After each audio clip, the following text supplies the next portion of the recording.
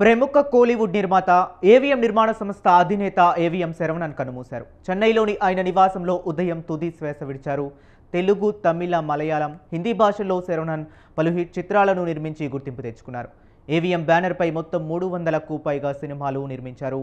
తెలుగులో సంసారం ఒక చదరంగం, ఆ ఒక్కటి అడక్కు, మెరుపు కలలు, జెమిని, శివాజీ వంటి సినిమాలను అందించారు. శరవణన్ మృతితో చిత్ర పరిశ్రమలో తీవ్ర విషాదం నెలకొంది. ప్రముఖులు ఆయనకు నివాళులు అర్పిస్తున్నారు.